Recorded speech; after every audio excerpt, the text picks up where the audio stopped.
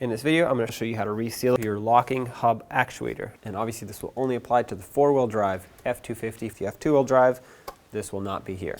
So let's get started. If you have these lug nut covers, caps here, go ahead and take a pry bar and pry it right off. If you don't, then you don't have to worry about it. And technically you don't need to have this off, but it will make it easier because it'll be easier to grab this and pull it out once you unbolt it. So take a T27 and remove the 3 bolts that hold this on. Go slow, you don't want to break them. They do have thread locker on them from the factory.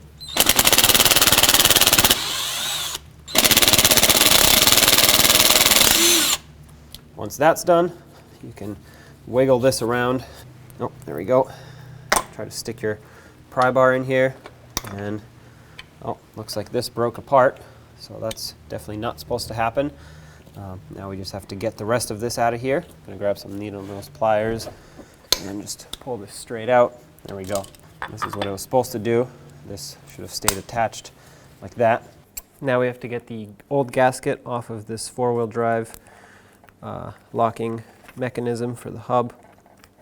The easiest way to do this is to take a razor blade, go all the way around, just peel it off. Make sure you get all of the remaining gasket off. Right here where it's got the dowel pin, I'm gonna have to cut it, I think, unless it wants to peel off.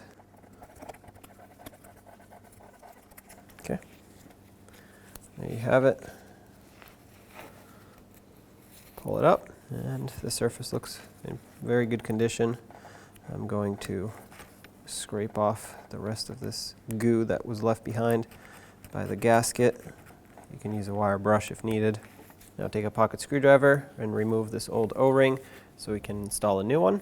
Take your new one, slide it down into the groove, make sure it is seated all around, just like that. This one's nice and snug. The old one was kind of stretched out and loose, so it could have potentially not had a good seal. And now take your paper gasket, it goes right here, line it up with the stud, just like this.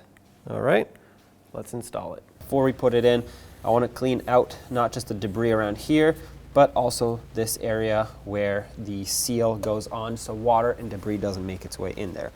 So grab either a sanding disc if it's in really poor condition, or a sanding block and just do it by hand with a piece of sandpaper or a razor blade, whatever you have. Just make sure that this is nice and clean. I'm going to stick a rag in here to avoid debris going inside, and then I'm going to use a very worn out sanding pad and just scuff up the surface, remove all of this debris.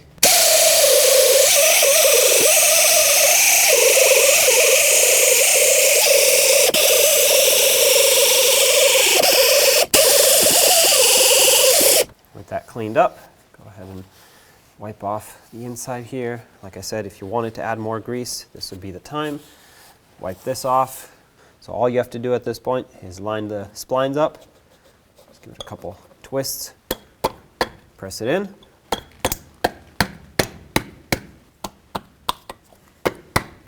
Three bolts back in.